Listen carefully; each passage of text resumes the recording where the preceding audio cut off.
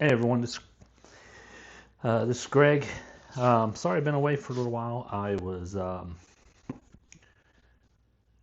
summer went into grandkid mode, plus with my job, and um, I really didn't have a lot of time to record, especially some of the things that I'm working on, um, because I'm still working on changing A1 into a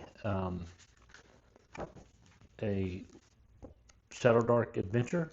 Really, what I'm working on right now is trying to turn the tournament characters in the back. I want to turn them all into ShadowDark characters because I want to see how.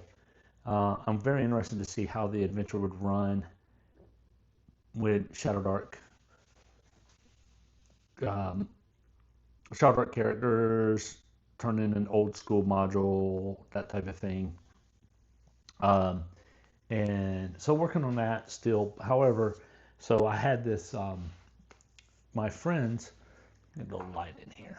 Um, I had some friends who would play on a Thursday night game. We haven't got, talking about summer, doing stuff and not having time. We haven't got to play in a couple of weeks. And so one of them reached out and said, "Hey, I just got the Shadow Dark book and you guys want to do Shadow Dark on our game night?" And I was like, "Of course." And so uh, I am going to, there's something I've been wanting to do and I'm going to go ahead and do it now. I thought I'd record a video on it.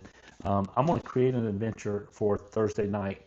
Um, I think you've heard me comment numerous times on the show about how much I like Dungeon Craft, Professor Dungeon Master's content. And one of the things that he does for DM, and I've kind of taken that um, idea in my book, like my Shadow Dark Design Kit book. And that is, you just have your adventure and then you have, it's almost like a two-page, right? Just two pages um, with my map, my Shadow Dark stuff, and just two pages. Here I go. I can run it, right?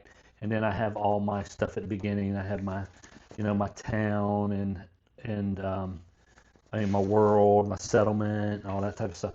Well, one thing I wanted to do is I've been telling you guys I've been trying to work on um, a two or one page uh, adventure. So let's say you have a Shadow Dark and you have a game coming up and you don't have anything and you really want to get started. You don't want to sit down and create the world per se and all the hexes and you just want a couple of ideas. Hey, let me get you going. And if you read Slave Pits of the Undercity, which is very interesting, is that when they start, you can do it one or two ways.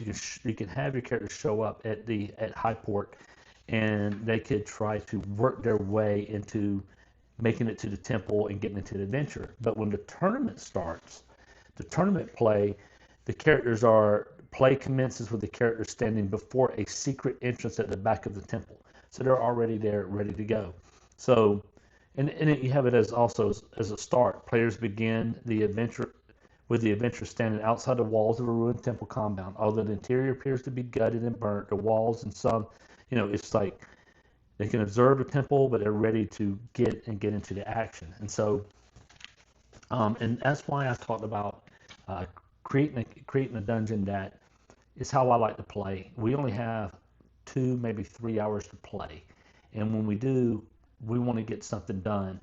And there's just a huge debate online on, is it a campaign, is it one shots? You put one shots together.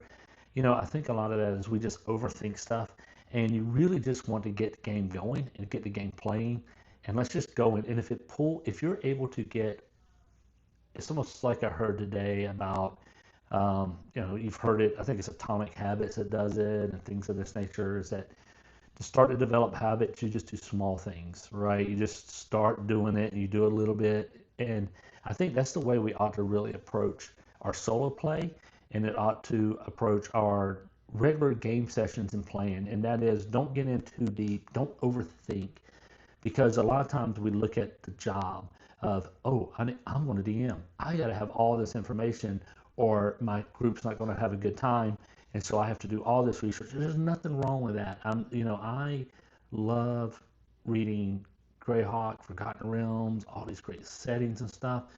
But I can get, what was the phrase I'm looking for? I can get, it's not fatigued. I can get where I can't even get started, right? Because there's so much. I just get paralyzed um, to even get started.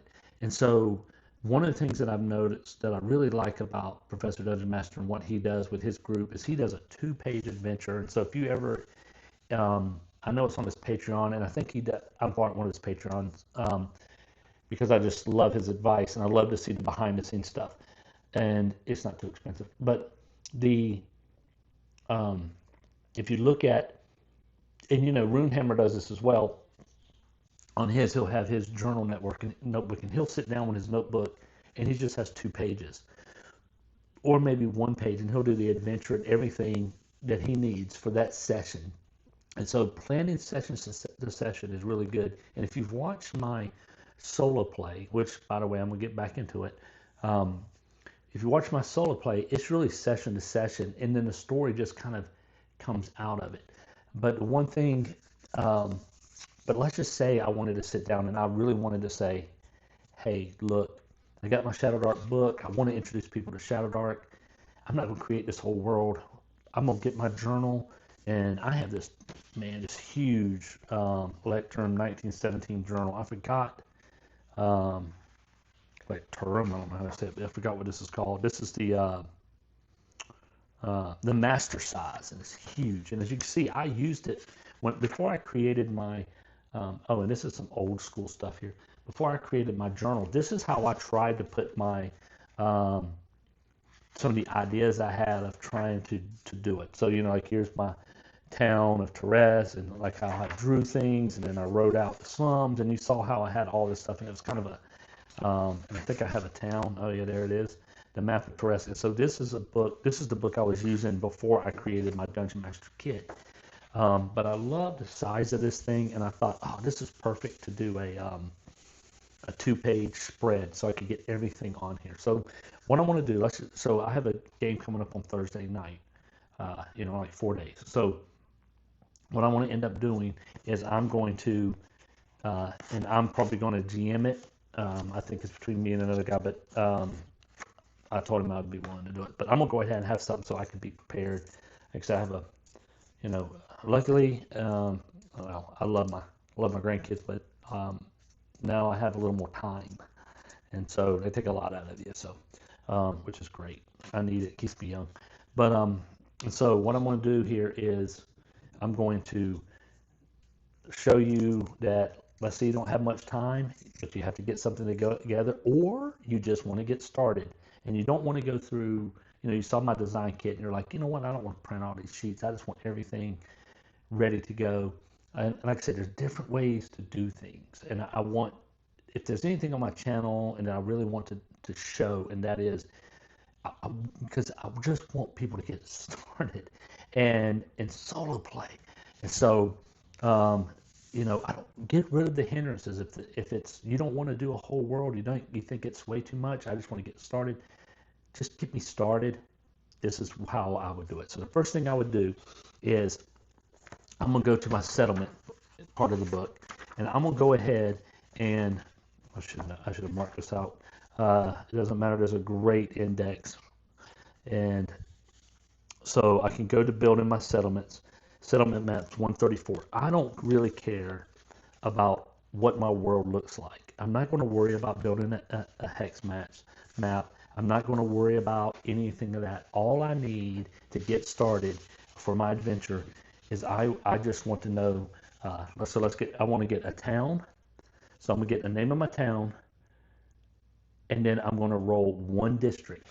And I'm not going to worry about here where it's like settlement type. This is going to metropolis, whatever. I'm going to let my district dictate whichever one it is. So because all I want is a district, I want an NPC, and that's my NPC or patron that will get my adventure started.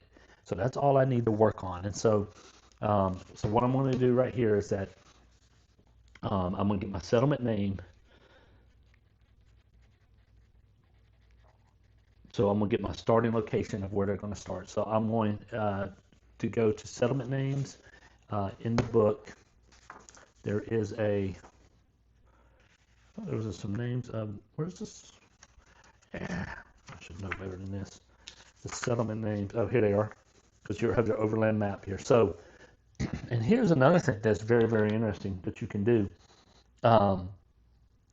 You can also use just straight with a point of interest. If you wanted to, you could start with straight up a point of interest as your character. Just roll here. What is it? What's your point of interest and what's going on? And what's the name of the settlement, the village, town, and metropolis? So again, I guess what I'm going to have to do is, as I'm doing this, like I just thought about doing this, and I'm sitting down. So if I'm not, exactly, prepared for my videos, I like to show you all the, I just thought of it this afternoon. I was like, hey, I need to do this. Let's record it, see what happens. So I'm going to roll a 2. So I know that it's going to be a low district. So therefore, mine can be a village, town, or city metropolis. But whatever is going to happen, it's going to happen in my low district. So to get the settlement name, so I rolled a low district. Let's roll a D. Let's just roll a D6 here. 1. So it's going to be a village. And the village name is going to be 3. It's going to be the village of Darkwater. Okay. Village of Darkwater. That's where my adventure is going to take place. Okay. And so all I want to do is I'm going to go, and so my adventure somewhere is going to take place. The district is going to be the low district. And what is going to be, so I go here to my low district, I roll my D6, 5. It's going to take place in a standard shop. Standard shop. Okay, so I have that, so I need to create the shop. So what kind of shop is it going to be? So you go over here to your shops. Shop generator. He's a standard, so it's a D10. 9. Herald or town crier. Oh man, I love this. So it's going to be herald or town crier. And so this is perfect, because the thing about the town crier, and that's the one I'm going to work on, to build on, is because I like this idea that that the town crier, instead of having like an adventure, how they used to do the boards, and you can have your adventures on it with this person's wanted, looking for this, advertisement board type of thing. Well, the town and the village of Darkwater, whenever they need whenever they need someone to do something, like the city is hiring them or something like that, the town crier is the one who goes out and makes the adventure. So I have my town crier. So what does my town crier look like? So the low district standard name is my town crier. So I can just go to NPCs and create an NPC. So I'm gonna do my ancestry. 11. It's a half orc. So my town crier is a half orc. There's alignment. This will maybe tell me a little bit about the city. He's neutral. He's a neutral half-orc. I'm not going to worry about if he's wealthy or not. I'm going to look at his age.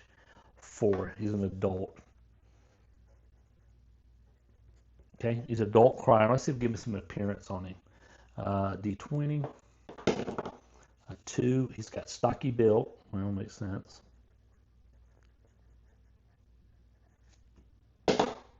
10, he swears oaths.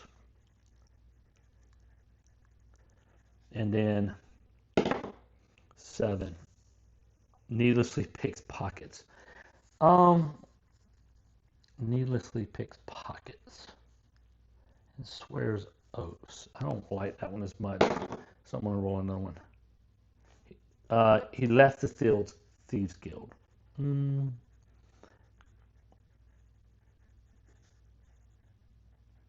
And why he did, I don't know, but it gives me something that will, and it's, well, we know his occupation now, so I don't have to roll in his occupation. So this half orc, let's go get a name.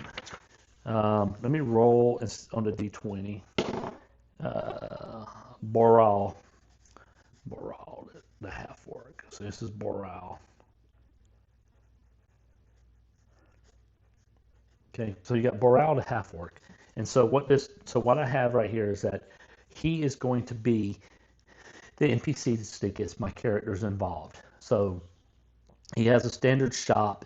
Maybe what he does is he runs the town criers, or because I don't know if I want him to be a herald. That would be kind of cool if who's he heralding, but I ain't going to worry about that. I'm just going to have it to be a town crier, Borak, and so he works in the low district. His village named Darkwater, and it doesn't mean he left the Thieves Guild. Maybe in another city. Maybe he's wanted for something there, or there's a reason that he left this Thieves Guild, and he's neutral. So let's see. He's going to be my NPC, and so here's all I need to get started. I have the settlement of Darkwater. I know where it's going to take place, and I know that whoever the adventure is going to start with Boral, and so it gives me a couple of things that I can role play. You know, his build, he loves to swear oaths, and that's probably what I'm going to have is that whenever someone takes this job for him, they have to swear some kind of oath that they're going to fulfill the purposes of what he is calling them to do. And so I'm like, okay, well, what is going to be the adventure? So I'm going to go to the adventure generator.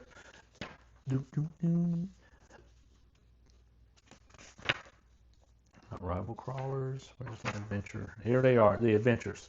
So what's going to be in my adventure for tonight? And it is going to be a D20, 19, banish. So just get my adventure. So banish the 5 cult.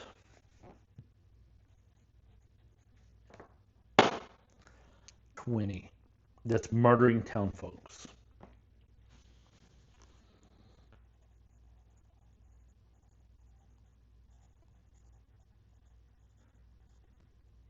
Okay, so that's going to be in my adventure. So Harold is coming. Something is going on, and someone has hired the town crier to go out and find someone a group of adventurers who will help with them. That there's a cult of some type who is murdering town folks, and so their adventure site name. So this is the adventure in the site.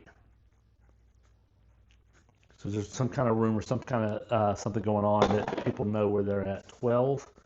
They're going to be located in the tomb of the 14. Blighted.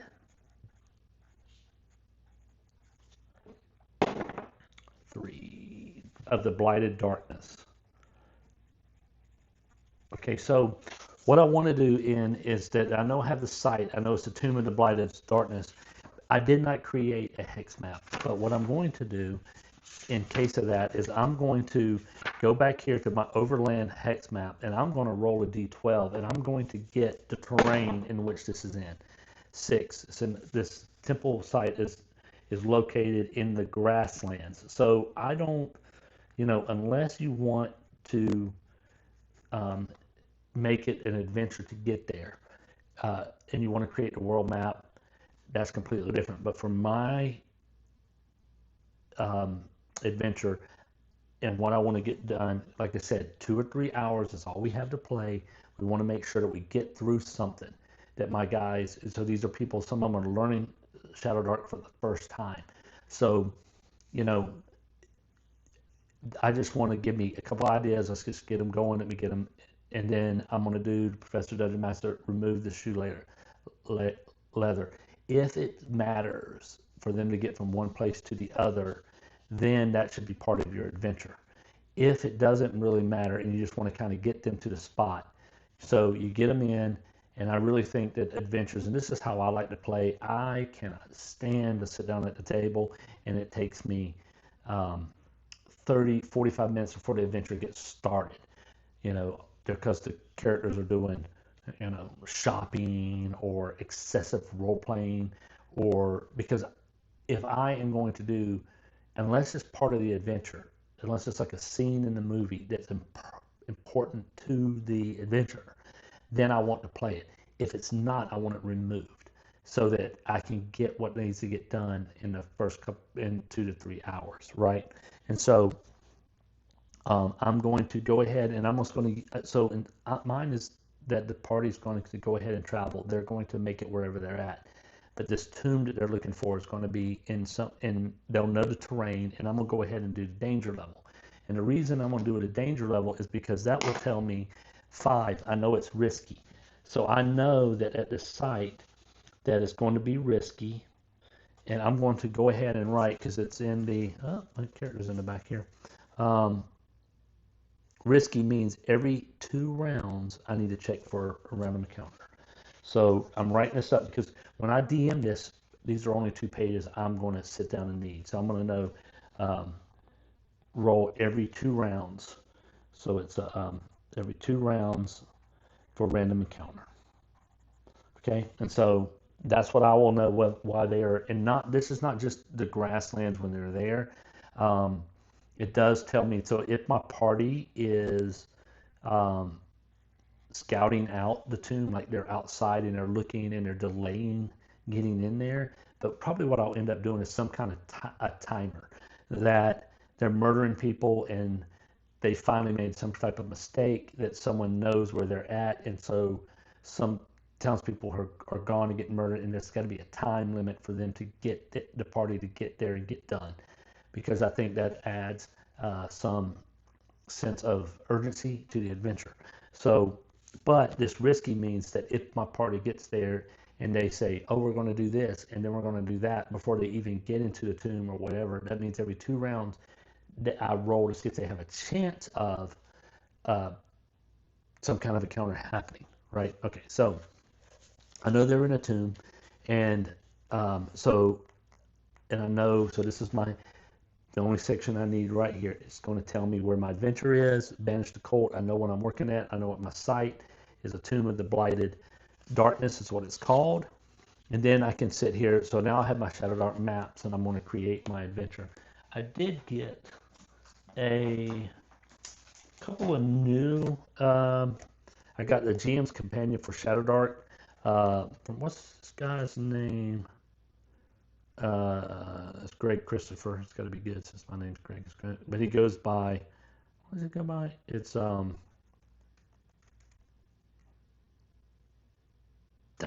is he? He goes by something else.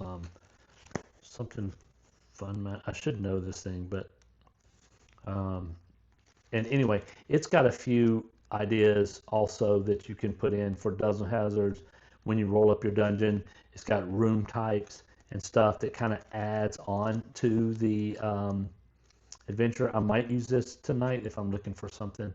And then I also got, and this won't, it comes from the same, well, that's not it. Where is it at? It comes from the same guy. It's the,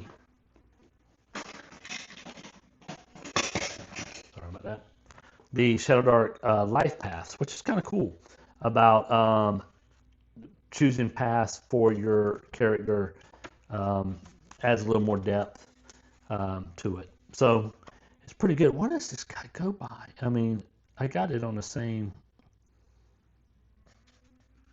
looks like it's maybe something, I forgot what it is. Anyway, you can find them online. And so it has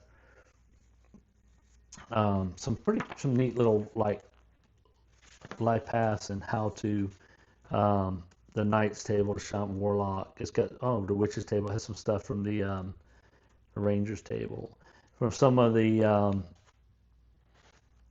other classes that were added in, Bard, that I think, anyway, I picked these things up, and I think I might use this a little bit tonight if I need to. Let's see how it goes. So now I have to get my, I mean, I can almost make this a 1-page. So what I need is I need my ShadowDark map, right? And so how big is my site? How big is this tomb? I already had danger level. I could have rolled on here, but it's the same. 5 is the same anyway. The site is a D6, is a 5. It's a medium, so it's an 8D10. So you know how I like to, I know it's a tomb, so on a site type, I already know it's a tomb. And then you know how I am a uh, point crawl person, yeah, hex crawl type point crawl player.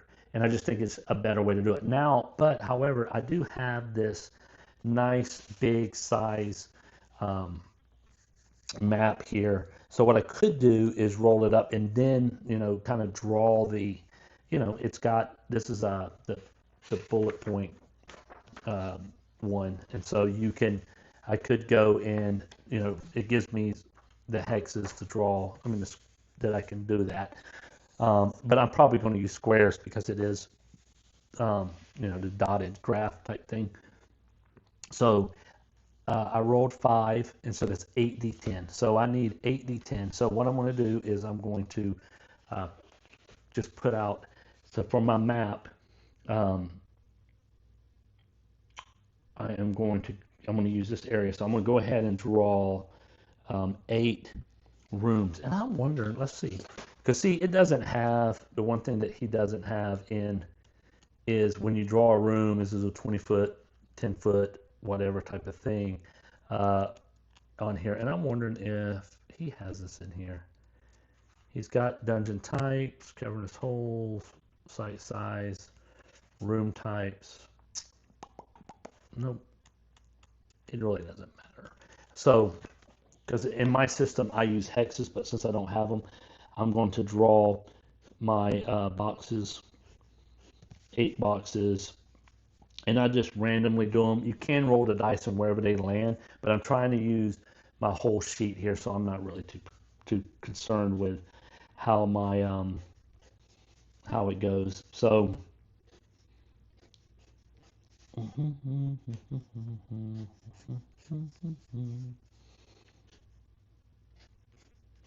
there's 6. There's 6, 7, and I'll add 1 down here for 8. Okay, and so then I go and I roll. If you see my method, so I have my dungeon here, and where the entrance is, I'm not 100% sure yet. So what I do is I roll. You roll a d10. So I'm going to roll. So this one's going to be a 5. This is a 1. This is a 10. This is a 4. This is a 2. Oops, big old page and a 1, which is going to be empty. 6 and a 4. Okay, so then you go in, and of course these are going to tell you my room types, what each room is, right? So I know that this 5 is going to be a solo monster. This is going to be empty. 10 is going to be where the boss monster is, and also based by the rules, the site's objective or boss monster is located in the room with the highest room type roll. So we know the boss monster is here. 4 is going to be a minor hazard. 6 is an NPC. 1, 2, and 4. And so what I'm going to end up doing though is I'm going to so to design my map, like you could do, like you guys see me go straight down the line, and that probably would have been better. Now that I think about it, again, I'm showing you all the warts of how I do things and think about it. It might be better to do it that way. I want to erase all this stuff and start again, or just stay with where it's at.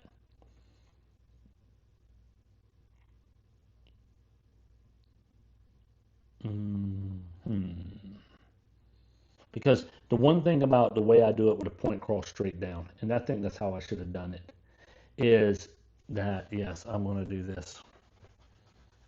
Sorry, folks. If I had the skill and stuff to edit it, I'd probably edit all this stuff out. So it's shaking the table, and you're all going, man, he's shaking the table. Why didn't you just keep what you got? But I should have went with my instinct. My instinct was to go straight down like I normally do. All right, so let's do 8. 1, 2, 3,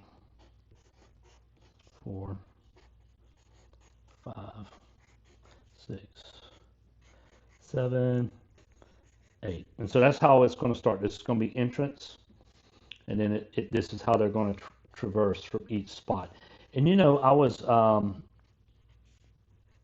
going to do a one thing that I'm looking at doing is I'm gonna put Tenet in because I know that's the last one. Um, the Dragonbane, and one of the things that Dragonbane does that's pretty cool. 1, 2, 3, 4, 5, 6, 7, 8. Okay, one thing that Dragonbane does that's just really cool is the fact that it has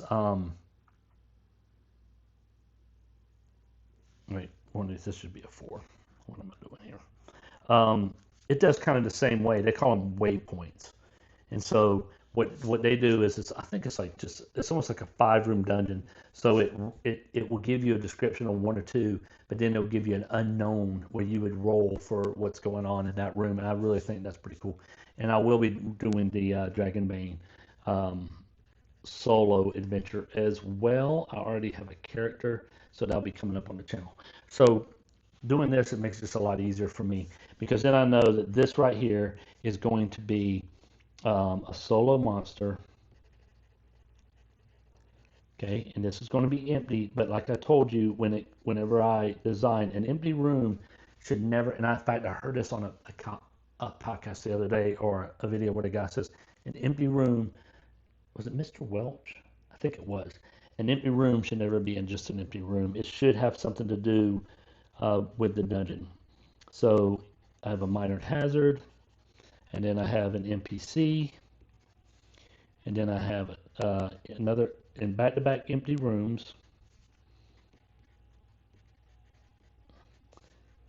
and then a 4 is a minor hazard,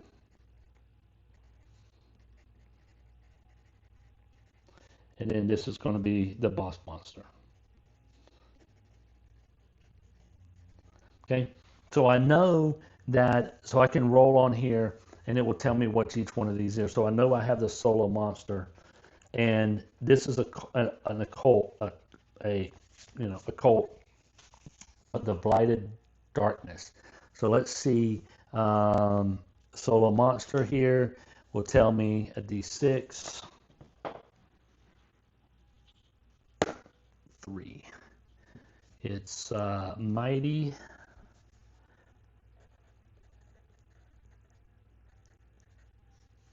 Mighty 2 brute. Okay, empty room. We'll worry about that minor hazard. Is going to be 5 collapsing wall.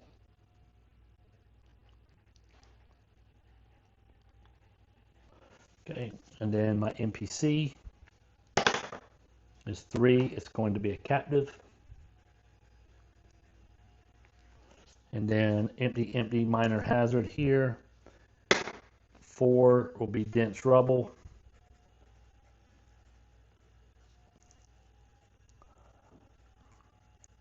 Wasting a lot of space. And then my boss monster, when I get there, will be guarded by minions.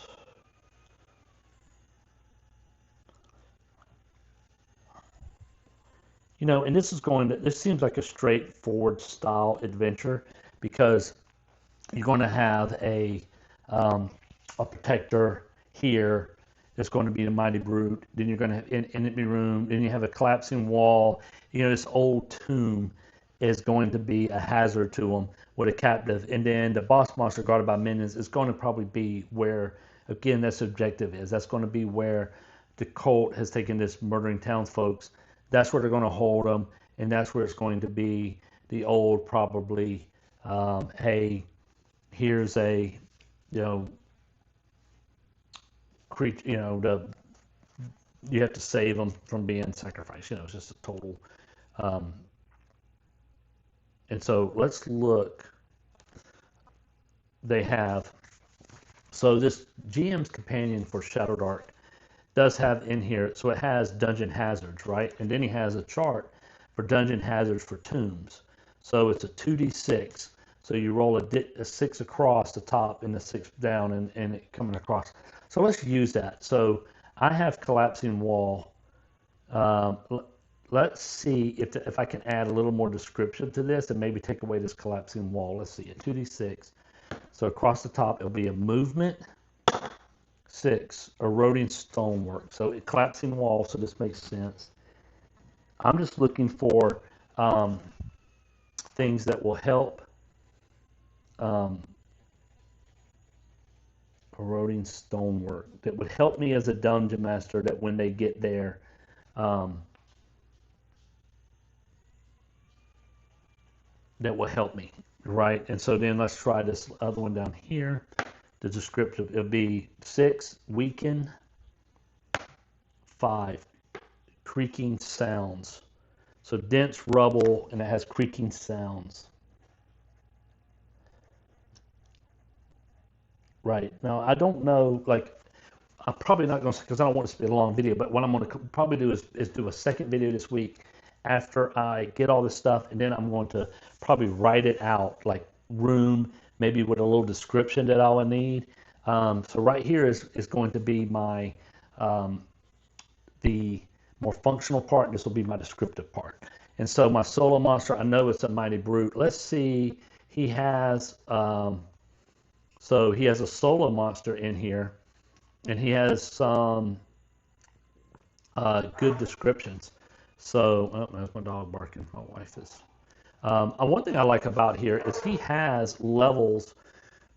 He has broken this down, and he has put in here. I should just do a review of this.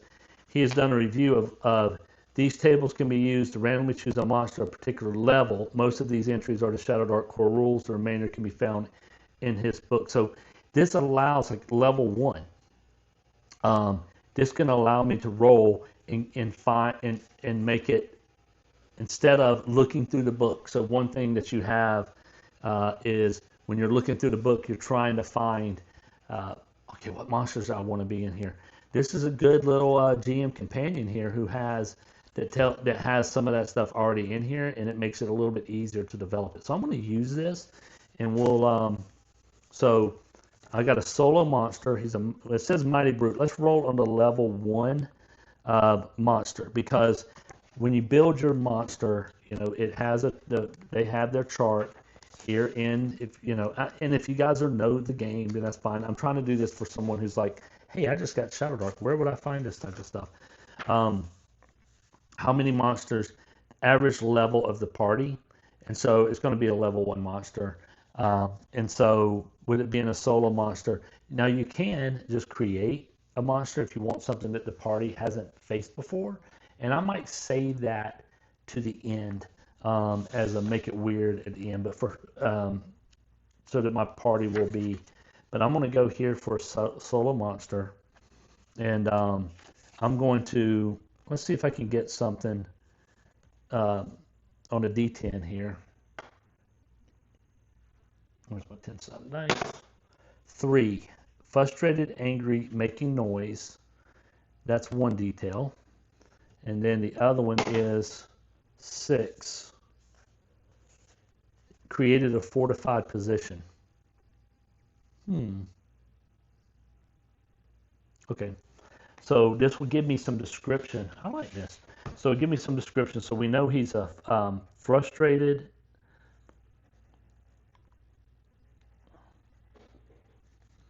angry, making noise, and that he has created a fortified position.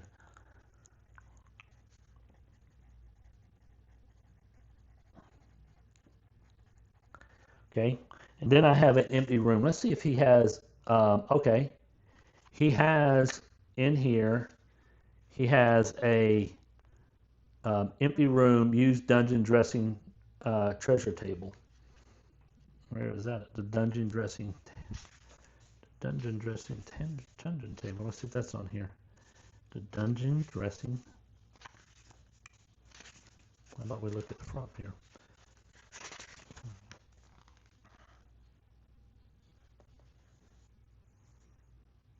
Dungeon dressing. dungeon dressing on page 80. Okay, so you can roll on here. It's got a D100. Wow, this is pretty cool. So let's check this out. It's 15. Rip pieces of frilled white lace from a fancy garment. So I know it's ripped lace. I'm going to write a 15 because I'm going to come back to this. Ripped lace from a fancy garment. So again, that will help. That fits perfectly what's going on because it is going, and it's worth 5 silver pieces. But what that does is it gives my group a little bit of treasure, something worth, something valuable. But it also, like I said, an empty room should never be an empty room. So it gives me a little bit of, hey, they find, after they get through this first thing, they will find in this room the rip of a fancy garment, and that will lead them further into knowing that they're on the right path into this dungeon. So then you got a minor hazard, and I already have that, collapsing wall.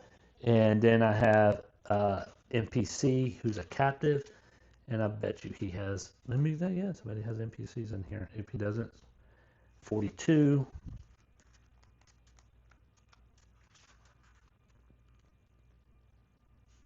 So let's see what my NPC, roll a D10. I'm going to just roll this one. Oh, a 9 and a 10.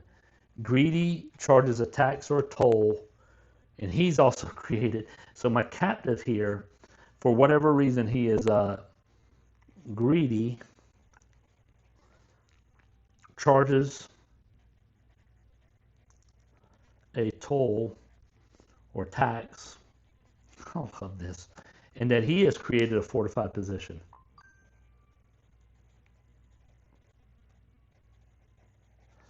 So that will give me a really cool NPC role playing position. You know, a good role playing encounter. I don't know, my mind is not working tonight, guys. I don't know what it is, but that will be really cool. Creative fortified position. He's a greedy. So somehow he's an NPC who's broken free, but they can't get past or move further into the dungeon until they somehow calm him down. And I might even make it where he fights for his life somehow, some way, right? And so that would be very interesting because I want to make up. I want my dungeon not to be the same old kind of, oh, let's go rescue villagers as we're going down the and oh, we go from this room to that room or whatever. I want them to have interesting encounters, and so this would be a very interesting one. Sorry about that. Especially with my party of the guys that I play with, they will love something like this. And so now I have 2 empty rooms, and I'm going to use the dungeon dressing. I really like this companion. I don't think it's very expensive. I think you can get it as a PDF. So let's roll for that too. Because, like an empty room is not an empty room. 86. What do we have here? Short strips of cloth woven into a deformed doll. Very interesting. Yeah, I'm going to tell you what, and here's the thing. For a creative dungeon master, you can use these things like this into a deformed doll. You can use these as part of the adventure at the end or somewhere else, right? And so you find this, just things that make your characters just go, what is this thing and why is it in here? And it also could lead to the next adventure. So maybe they bring it back, and this deformed doll has something to do with the cult. It has something to do with maybe someone who is missing. Maybe it will give you ideas for something to continue your next adventure, and it's something that the characters find that is unique. I really kind of like this. So the next one is going to be 77. Ooh, strips of animal hide. And here's the other thing. It adds, this is strips of animal hide still bearing clumps of flesh.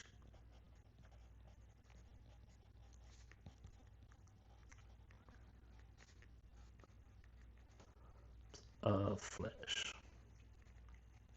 Okay, and then you have the minor hazard. We know it's dense rubble with creaking sounds that are going on. And then I have my boss monster who's guarded by, and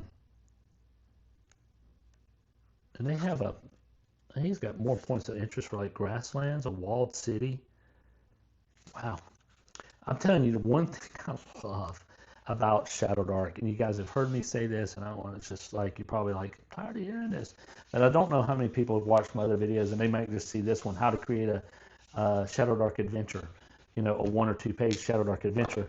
And they might look at it and say, you know, and they haven't heard these things. And that is the fact that ShadowDark is such a complete system.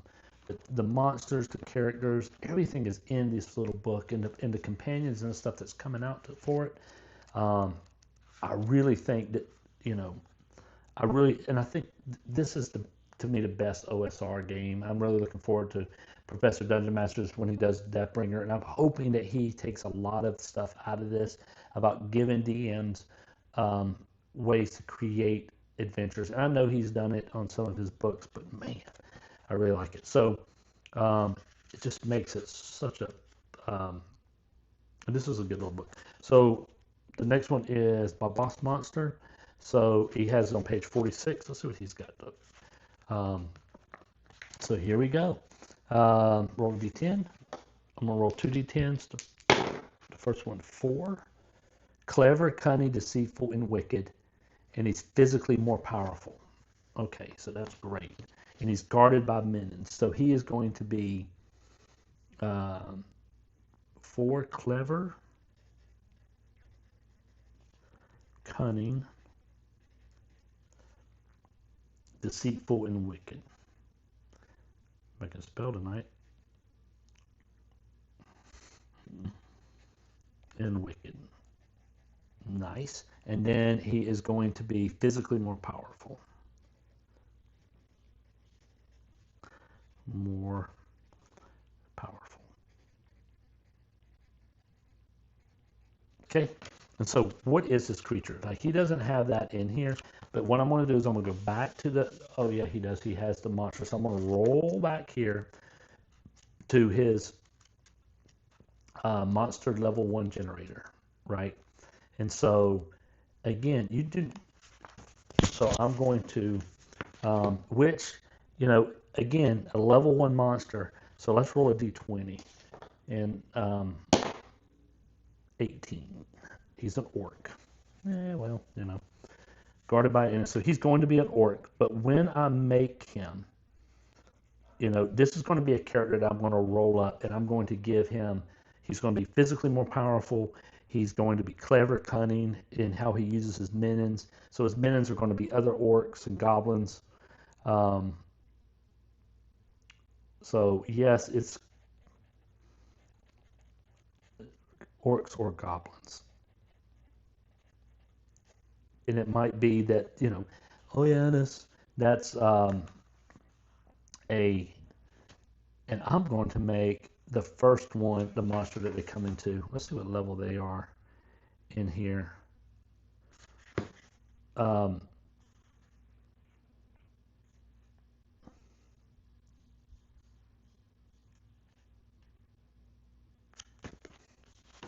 was thinking about, should the first monster be an ogre, but that might be way too strong for the first one. Let's see what they have, an ogre in here. Oh yeah, they're level 6.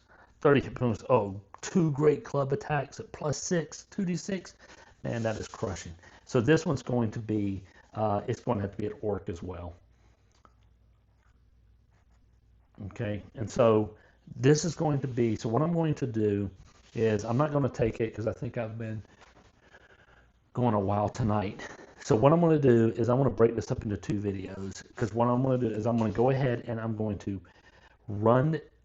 do this part. This is my skeleton of my adventure, right? My skeleton, I have my rooms.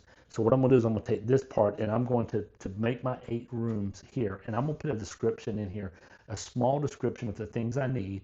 I'm also going to add um, so I'm going to take the orc and I'm going to add stuff into this. I'm going to go ahead and add their stat block and everything, so I'll have it all in one.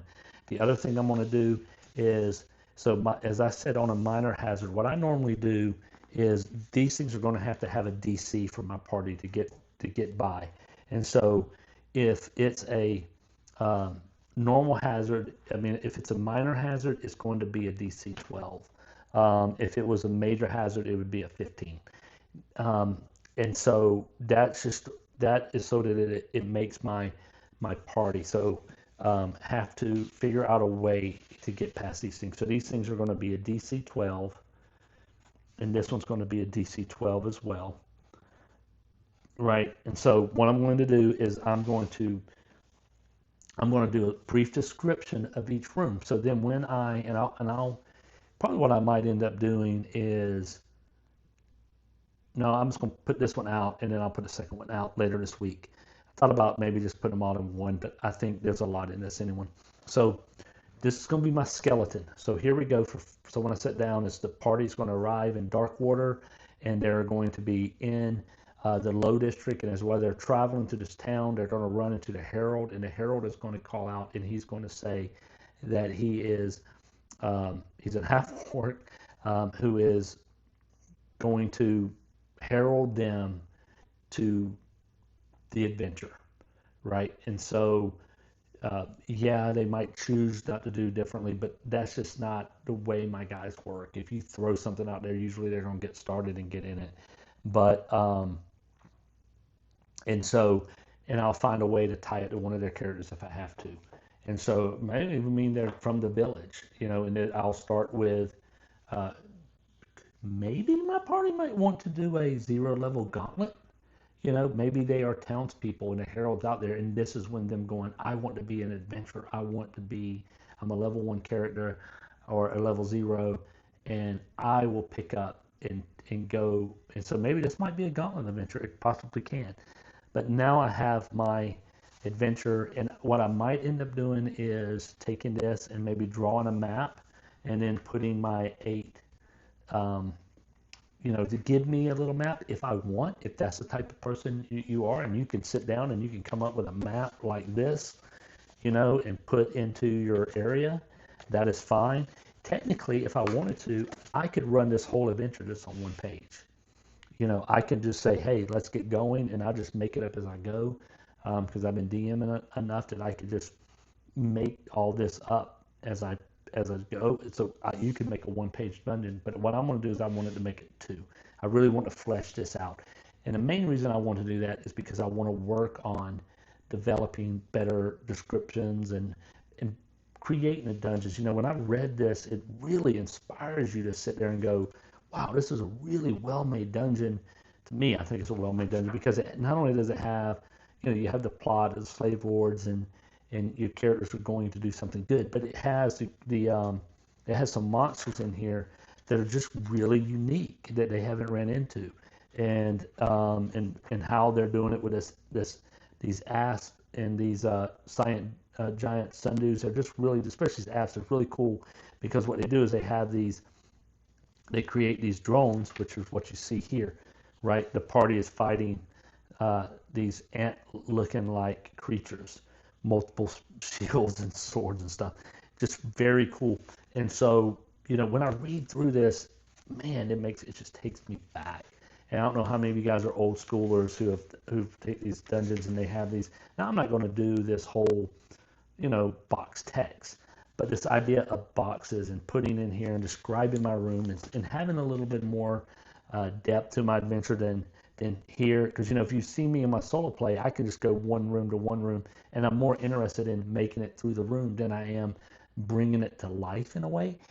But this style and having 2 pages, and I love this big master book right here, that 2 pages allows me to set my skeleton here and then use this blank page to draw maybe a better looking map and put in some descriptive of each one of these rooms, so that when I'm there, I will put a little bit more of, rip like fancy garment and maybe describe what the tomb looks like and where this is going to be placed and stuff like that. So that's what I'm going to look to do. So look for a second video later this week. It will definitely be before Thursday because that's when we're supposed to play. And I'll have some time tomorrow as well to work on this. But anyway, hey man, thanks for, I'm back in the saddle. You should be seeing a video at least once a week. Maybe I could do twice a week. I do have a lot of stuff coming up. I got to get back in my solo session games, which I want to jump back into that. I really want to finish that. I'm working on creating ShadowDark because I want characters and stuff because I want to run through this as a ShadowDark. I want to see how it plays, and then, but with my group of guys saying, "Hey, I just got the ShadowDark book, man. I really want to play." We're gonna do this. And then another thing is like I think I told you, I'm gonna be DMing Dragonbane for some people, and so I really want to run through the solo adventure and get used to that. So I think I'm going to record that as well as I'm learning to play Dragonbane. So anyway, hey, thanks everyone, and happy Shadow Darking.